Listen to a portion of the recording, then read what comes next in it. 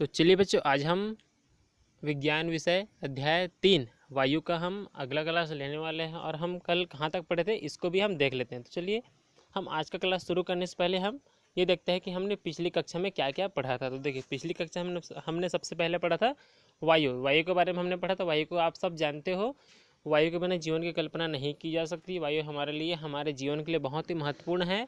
और पर्यावरण में, वातावरण में जितने भी सजीव हैं, है ना, जितने भी जीवित पदार्थ हैं, उन सब के लिए क्या है, वायु एक आवश्यक वस्तु है। और वायु को हम क्या कर सकते हैं, आभास कर सकते हैं, अनुभव कर सकते हैं, लेकिन उसको देख नहीं सकते। उसके बाद हमने पढ़ा था वायुमंडल। तो वायुमंडल के बारे में हमने पढ़ा था। वायुमंडल में अलग अलग गैसें हैं और उन सभी का प्रतिशत भी अलग अलग है ना। सबसे ज़्यादा नाइट्रोजन 78% में, उसके बाद ऑक्सीजन 21% में, और उसके बाद जो अगली गैस है और अलग अलग गैस, उन सब का मात्रा भी अलग अलग है। और धूल कण भी इसमें मिले होते हैं, तब जाकर आपका वायुमंडल बनता है। उसके बाद आपका ओजोन परत पढ़ा था हमने। तो ओजोन परत क्या है, पृथ्वी से 16 से 23 किलोमीटर की ऊंचाई में एक परत पाई जाती है, जिसे ओजोन परत कहते हैं। और यह ओजोन परत क्या करता है, तो यह ओजोन परत जो है सूर्य से आने वाली हानिकारक पराबैंगनी किरणों को अवशोषित करती है, जिससे हमें कैंसर रोग से बचाव होता है। त्वचा के कैंसर से बचा जा सकता है, त्वचा के कैंसर से हमें बचाता है। ये हो गया ओजोन परत का। उसके बाद हमने क्या देखा था, उसके बाद हमने देखा था ऑक्सीजन। आप ऑक्सीजन जानते हो, ऑक्सीजन को क्या कहा जाता है, प्राणदायिनी कहा जाता है। जो ऑक्सीजन है वो हमको क्या प्रदान करता है, प्राण प्रदान करता है, यानी कि जीवन प्रदान करता है। तो ऑक्सीजन के महत्व बहुत ही ज़्यादा हमारे जीवन के लिए है। उसके बाद आपका हमने क्रियाकलाप किया था ऑक्सीजन बनाने की विधि का, जिसको आप एक बार पढ़ लीजिएगा अच्छे से, है ना। ऑक्सीजन के बारे में पढ़ रहे हैं तो ऑक्सीजन बनाने की विधि का एक बार और आप पढ़ लीजिएगा। और ये जो है आपका चित्र दिया गया है ऑक्सीजन बनाने की विधि का, किस प्रकार से आपको ऑक्सीजन गैस बनाना है और यहाँ पे कैसे कैसे आपको क्रियाकलाप करना है, ये सभी यहाँ पे दिया गया है, चित्र के माध्यम से भी बताया गया है। उसके बाद हमने ऑक्सीजन के भौतिक गुण देखा था। तो देखिए, सामान्य अवस्था में तो क्या होता है, गैसीय अवस्था होता है, गैस के रूप में होता है ऑक्सीजन। और रंग उसका कैसा होता है, तो रंगहीन, ऑक्सीजन का कोई रंग नहीं होता। और गंध कैसा होता है, तो गंधहीन, उसका कोई गंध नहीं होता। जल से हल्की अथवा भारी, तो जल से कैसा होता है ऑक्सीजन गैस, हल्का होता है। और जल में विलेयता, यानी कि जल में कैसा घुलता है, तो आधा घुलता है, यानी कि अल्प विलेय, पूर्ण रूप से नहीं घुल पाता।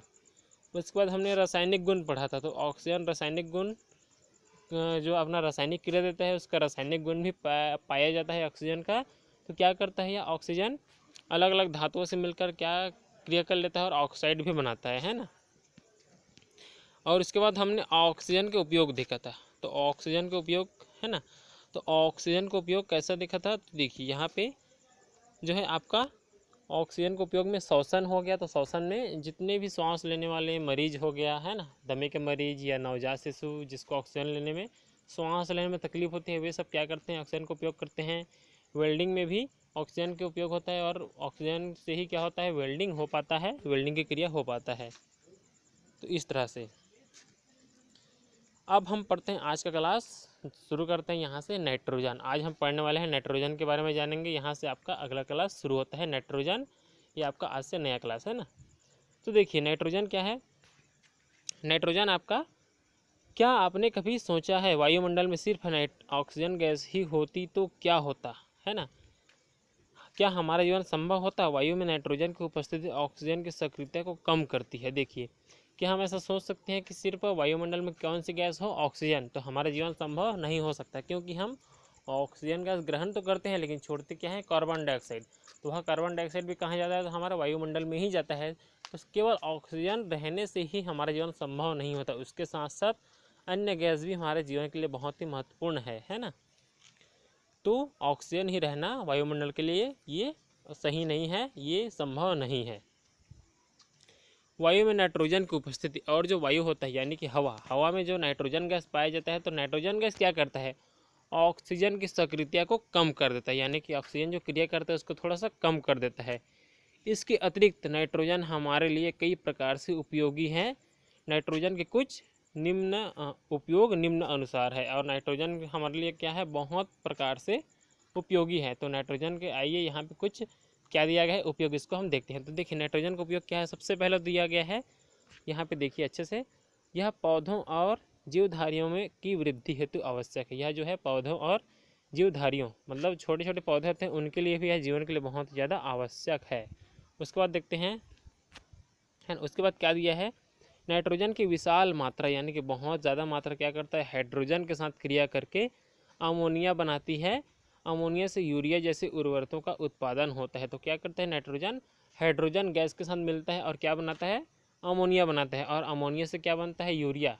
और यूरिया जो आप जानते हो खाद, जिसको कहाँ छिड़काव करते हैं, खेतों में छिड़काव करते हैं। तो ये होता है हमारे लिए बहुत ही ज़्यादा लाभदायक खाद बनता है किसानों के लिए। तो यहाँ पे जो है नाइट्रोजन का भी बहुत ज़्यादा उपयोग है क्योंकि इससे खाद बनता है अमोनिया के साथ क्रिया करते। तो क्या होता है, नाइट्रोजन हाइड्रोजन के साथ क्रिया करके अमोनिया बनाती है। तो देखिए ये हो गया आपका नाइट्रोजन और ये हो गया आपका हाइड्रोजन का 3 अणु होता है। तो ये जब ये दोनों जुड़ते हैं तो NH3 करके क्या बनाते हैं, अमोनिया बनाते हैं। और ये है आपका अमोनिया का सूत्र, ये आपका अमोनिया का सूत्र है। ठीक है, तो ये आपका अमोनिया का सूत्र हो गया NH3। और यही क्या करता है, इसी से आपका क्या बनता है, अमोनिया से यूरिया बनता है। ठीक है, यहाँ से इसका क्या बनता है, यूरिया बनता है। चलिए अब अगला देखते हैं, निष्क्रिय प्रवृत्ति के कारण विद्युत लैंपों में भरने के लिए उपयोग किया जाता है। और इसका क्या करते हैं, बल्ब में इसका उपयोग किया जाता है, किसका, नाइट्रोजन गैस का। क्योंकि नाइट्रोजन गैस क्या करता है, उसकी प्रवृत्ति कैसा होता है, निष्क्रिय, यानी कि हाइड्रोजन गैस ज़्यादा से ज़्यादा क्रिया नहीं करता है ना। इसलिए इसका उपयोग किस में किया जाता है, विद्युत लैंपों में। यानी कि जब आपका बल्ब होता है घरों में, है ना जी, इस तरह से आपका जो बल्ब होता है उसमें नाइट्रोजन गैस को इसमें भरने का काम किया जाता है। यहाँ पे नाइट्रोजन गैस भरा जाता है और ये आपका बल्ब है ना। चलिए अब देख लेते हैं अगला, इसका उपयोग भंडारित भोज्य पदार्थों को तरोताज़ा बनाए रखने के लिए किया जाता है। पैकेट बंद जलपान सामग्री जैसे आलू चिप्स तथा बिना पके और तले भोजन के लिए तैयार खाद्य पदार्थों के पैकेट में यही गैस भरी जाती है। यह भोज्य पदार्थों का हवा की ऑक्सीजन से संपर्क नहीं होने देती। जैसे हमने पहले ही पढ़ चुका है कि जो ऑक्सीजन है, जो नाइट्रोजन है, वो क्या करता है, ऑक्सीजन की सक्रियता को कम करता है, यानी कि ऑक्सीजन को थोड़ा सा प्रभावित कर देता है। तो इसमें होता क्या है, नाइट्रोजन के उपयोग में, और जो आपका भोज्य पदार्थ है यानी कि भोजन, उसको ताज़ा बनाए रखने के लिए यह उपयोग किया जाता है इस गैस का। और जैसे कि आपका पैकेट बंद है खाने का चीज़, है नहीं, है नहीं, तो आपको जो पैकेट बंद है कौन कौन से खाने की चीज़ हो गया, तो आपका हो गया आलू चिप्स, बिना पके तले और भोजन हो गया। तो इन सभी भोजन को, और आपका जो आलू चिप्स है, जो आप क्या खाते हो, बहुत सारे पैकेट वाला चीज़ खाते हो, तो इन सबको सुरक्षित रखने के लिए उसमें नाइट्रोजन गैस भरी जाती है। जो हम पैकेट वाला खाते हैं किस में पैक होकर आता है, पॉलीथीन में, है ना। 5 रुपये 10 रुपये का जो खाने का आता है तो वे सब बहुत दिनों तक ताज़ा रहते हैं। क्यों, क्योंकि उस पैकेट में क्या भरा होता है, नाइट्रोजन गैस। और नाइट्रोजन गैस भरे होने के कारण ही वह जो है कैसा दिखाई देता है, थोड़ा सा फूला हुआ दिखाई देता है। लेकिन जब हम उसको फाड़ते हैं खाने के लिए तो उसमें से सभी हवा जो है नाइट्रोजन गैस बाहर निकल जाती है। तो नाइट्रोजन गैस के कारण ही वह क्या होता है, उसमें भरी हुई चीज़ें शुद्ध होती है और बहुत दिनों तक अच्छे से तरोताज़ा रहती है। क्यों, क्योंकि नाइट्रोजन गैस क्या करता है, ऑक्सीजन गैस को उसके अंदर जाने नहीं देता। इसलिए हमारी जो खाने की चीज़ें हैं बहुत ज़्यादा सुरक्षित रहती है। अब देखते हैं वायु प्रदूषण, है ना। अब आपका अगला दिया गया है वायु प्रदूषण। देखिए वायु प्रदूषण क्या है, वायु में कहा जाए तो थोड़ा सा प्रदूषण हो जाना, तो ये होता है आपका वायु प्रदूषण, है ना। तो देख लेते हैं वायु प्रदूषण होता क्या है आखिर में। वायु प्रदूषण का अर्थ है कि निलंबित कणों व अवांछित गैसों का हमारे वातावरण में इतनी अधिक मात्रा में पाया जाना जिससे मनुष्य, जीव जंतुओं व अन्य वस्तुओं को हानि पहुँचे। रोज़मर्रा की होने वाली क्रियाओं से हमारे वातावरण की वायु किस प्रकार प्रभावित हो रही है, आइए इसे समझने का प्रयास करें। तो देखो वायु प्रदूषण का अर्थ है कि यहाँ पे आपको बताया गया है, वायु प्रदूषण का अर्थ है कि निलंबित कणों यानी कि जो कहीं से कण निकलते हैं, निकलने वाले कण, अवांछित गैसें यानी कि जो अनुपयोगी गैसें हैं, जहरीली गैसें हैं, इनके कारण क्या होता है, हमारे वातावरण में इतनी अधिक मात्रा में पाया जाता है ना। ये क्या करते हैं, दिन ब दिन बढ़ते जा रहे हैं। अवांछित कण जो है कहीं से बाहर निकल कर आ रहे हैं और वायुमंडल में जा रहे हैं। अवांछित गैसें यानी कि जहरीली गैसें भी कहाँ जा रही है, उड़कर वायुमंडल में जा रही है और ये धीरे धीरे बढ़ते जा रहे हैं। तो क्या है, जैसे जैसे ये बढ़ते जा रहे हैं तो हमारे वायु को क्या कर रहे हैं, प्रदूषित, यानी कि उसको खतरनाक और जहरीला बना रहे हैं। तो ये होता है आपका वायु प्रदूषण। कहा जाए तो वायु में जहरीली गैस का प्रभाव, ये होता है आपका वायु प्रदूषण कहलाता है। इसका क्या प्रभाव करता है, तो इसका प्रभाव क्या पड़ता है हमारे ऊपर, मनुष्य हो गया, जीव हो गया, जंतु हो गया और अन्य पेड़ पौधे, इनको भी क्या होता है, हानि पहुंचता है। और रोज़मर्रा की ज़िंदगी, जैसे कि आपका हर दिन की ज़िंदगी हो गया, तो इसमें क्या होता है, बहुत सारे फैक्ट्री हैं, वहाँ से जलते हैं, है ना, फैक्ट्रियाँ चलती है, तो इन फैक्ट्रियों से बहुत सारी मात्रा में विषैले धुएँ निकलती है, जो कहाँ जाती है, सीधे वायुमंडल में जाती है और वहाँ के वायु को प्रदूषित करती है, जिसको हम ग्रहण करते हैं तो वह हमारे शरीर में भी आ जाता है और हमको नुकसान पहुँचाता है। चलिए अब देखते हैं थोड़ा सा क्रियाकलाप, है ना, वायु प्रदूषण कैसे होता है, इसको हम समझते हैं यहाँ पे। तो उसके लिए आपको करना क्या है, सफ़ेद कागज़ लेना है ना, तेल या वैसलीन लेना है। सफ़ेद कागज़ पर एक तरफ तेल या वैसलीन लगाइए, यानी कि एक तरफ, है ना, कागज़ में दो तरफ होते हैं, तो एक तरफ और दूसरे तरफ ऐसा करके, तो आपको एक तरफ तेल या वैसलीन लगाना है। अब इस कागज़ को खुले स्थान पर 10 मिनट के लिए छोड़ दीजिए। ध्यान रहे वैसलीन लगा हिस्सा ऊपर की ओर हो। 10 मिनट बाद इस कागज़ की तुलना साफ कागज़ को सामने रखकर कीजिए। आप क्या अंतर देखते हैं, आप समझ गए होंगे कि आपके आसपास की वायु कितनी प्रदूषित है। इसी क्रियाकलाप को कक्षा के अलग अलग विद्यार्थी अलग अलग स्थानों पर करके देख सकते हैं और प्राप्त परिणामों को सारणी 3.2 में लिखकर आपस में तुलना कर सकते हैं। सारणी 3.2 में दिए गए स्थानों के अतिरिक्त अन्य स्थानों का चयन भी कर आप कर सकते हैं। तो देखिए, जो आपका, यदि हम एक कागज़ लेंगे, सफ़ेद कागज़, साफ कागज़, और उसके एक तरफ क्या लगा देंगे, तेल या वैसलीन लगा देंगे और इसको कहीं पे खुले स्थान पर 10 मिनट के लिए छोड़ देंगे, तो क्या होगा, थोड़ा 10 मिनट के बाद हम देखते हैं तो उस कागज़ में और एक साफ कागज़ को लेकर देखेंगे, तो जो वैसलीन लगा होगा कागज़, है ना, उसमें क्या आ जाए रहेगा, बहुत सारे धूल आ जाए रहेंगे, धूल कण ये सब आके चिपक जाते हैं। क्यों? क्योंकि हवा से उड़ कर आते हैं, तो हवा से उड़ कर आता है तो हवा तो नहीं चिपकता, लेकिन हवा के साथ साथ वे जहरीले धुएँ के कण आ जाते हैं, अवांछित गैसों के कण आ जाते हैं। तो वो अवांछित गैस, जहरीले कण हैं, है ना, जहरीले गैस है, उन सभी के कण यहाँ पे चिपक जाते हैं। तो इससे पता चलता है कि यहाँ की वायु क्या है, बहुत ज़्यादा प्रदूषित है।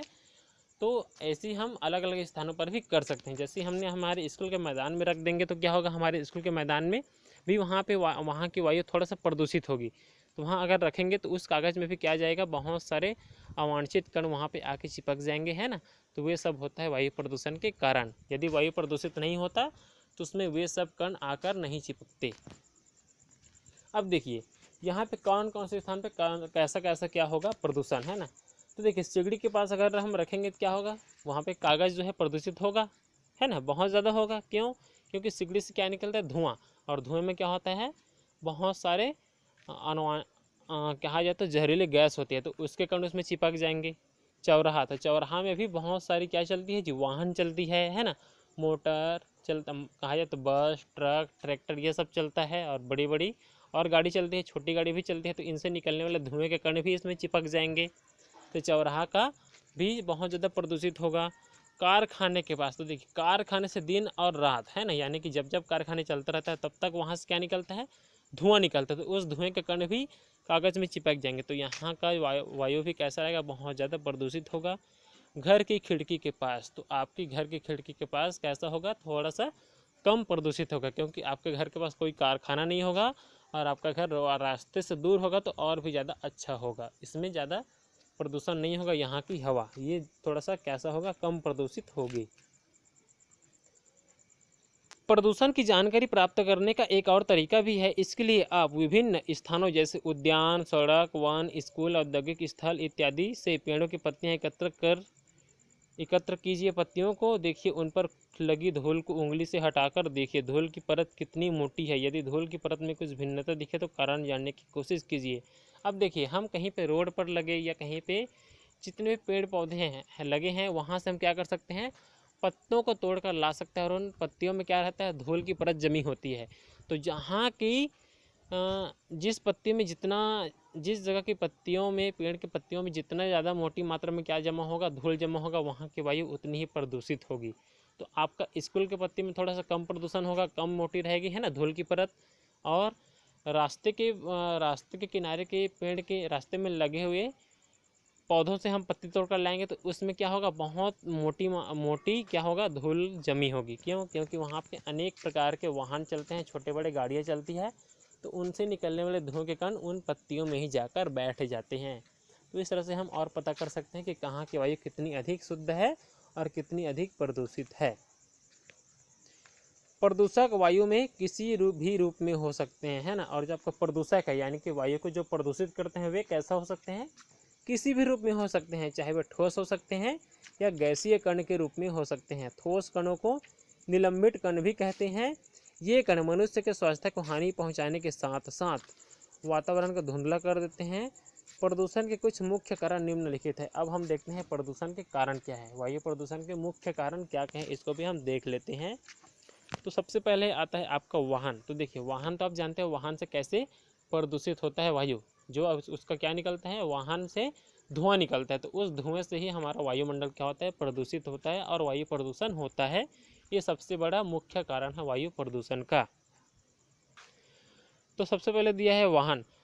वाहनों का उपयोग दिन प्रतिदिन बढ़ता जा रहा है। कार, बस, ट्रक, तिपहिया वाहन, ऑटो रिक्शा यानी कि पेट्रोल या डीजल से चलते हैं, इन है ना, पेट्रोल और डीजल से चलते हैं। इन ईंधनों के जलने के कारण व अक्सर जलने की अधूरी क्रिया के कारण काफ़ी मात्रा में क्या निकलता है, कार्बन मोनोऑक्साइड यानी कि CO निकलता है।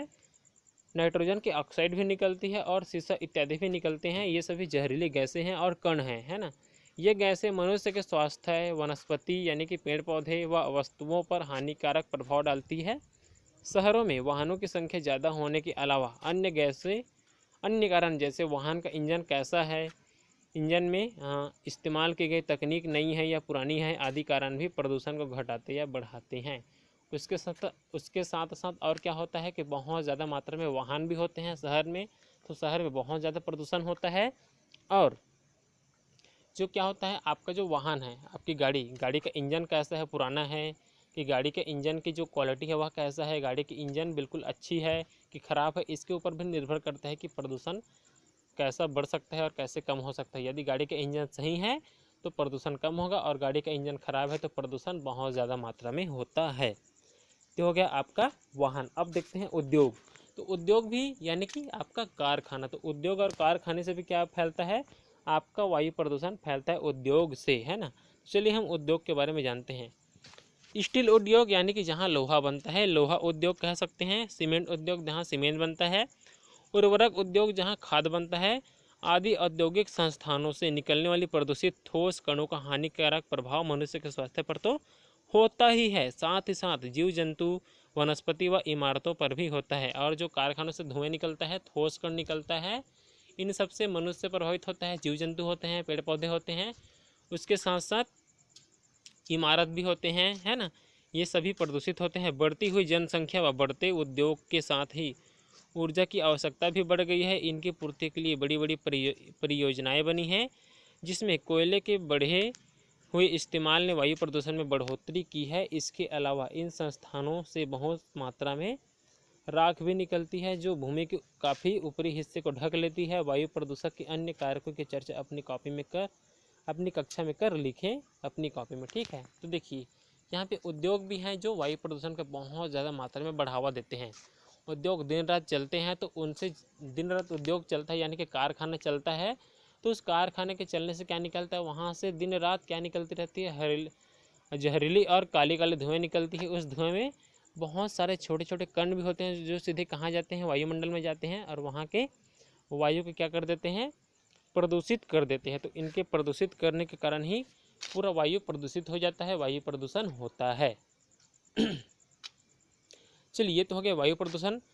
अब हम देख लेते हैं वायु प्रदूषण के बचाव के उपाय। तो वायु प्रदूषण के बचाव के उपाय क्या क्या हैं। वायु प्रदूषण को कम करने के लिए हमें प्रदूषण नियंत्रण के तरीके इस्तेमाल करने होंगे, जैसे औद्योगिक संस्थानों में निर्माण की प्रक्रिया में बदलाव लाना, जिससे कम मात्रा में प्रदूषक निकले। यानी कि आपका जो कारखाना है वहाँ पे जो वस्तु बनती है, चीज़ें बनती है, उनके जो चीज़ें बनने का क्रिया है उसको नए ज़माने से मतलब नए तरीक़ों को अपनाना और पुराने तरीक़ों को कम करना, जिससे प्रदूषण कम हो। ऊर्जा उत्पादन के कम प्रदूषणकारी उपायों जैसे सौर ऊर्जा एवं पवन ऊर्जा का उपयोग अधिक करना चाहिए। वाहनों की वायु प्रदूषण संबंधी जांच नियमित रूप से करना, है ना। और जो गाड़ी है, बड़ी छोटी गाड़ी है, उन सब की प्रदूषण जांच को समय समय पर करवाते रहना चाहिए, जिससे प्रदूषण कम हो। सूखे पत्तों, पेड़ों की टहनियों, कागज एवं कचरे को खुले में न जलाना तथा इनके सुरक्षित निपटान का तरीका अपनाना। और सूखे पत्ते हैं, पेड़ के शाखा है, कागज़ से एवं कचरे हैं, है ना, इन सबको कहीं पे गड्ढे में डाल देना चाहिए जिससे वो खाद बन जाए। इनको जलाने से हमको बचना चाहिए, जलाने से हानिकारक धुएँ निकलते हैं। अधिक वृक्ष लगाना, और हम जितने ज़्यादा क्या लगाएंगे, वृक्ष लगाएंगे, उतने ही ज़्यादा जो है हमारे पर्यावरण अच्छी रहेगी और पर्यावरण प्रदूषण कम होगा। तो अधिक से अधिक हमको वृक्ष लगाना चाहिए वायु प्रदूषण से बचाव के लिए।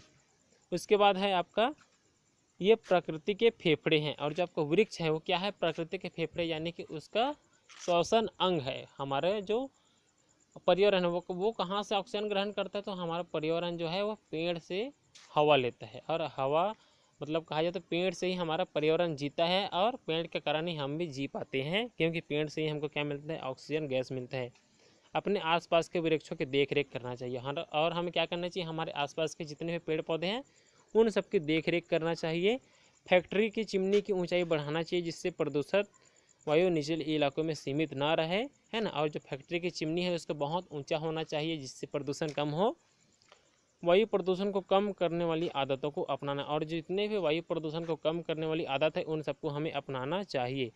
धूम्रपान रोकने की प्रवृत्ति को बढ़ावा देना चाहिए। और जो क्या करते हैं जी, सिगरेट हो गया या बीड़ी, इन सब का सेवन करते हैं, उन सबको छुड़ाना चाहिए जिससे वायु प्रदूषण कम हो।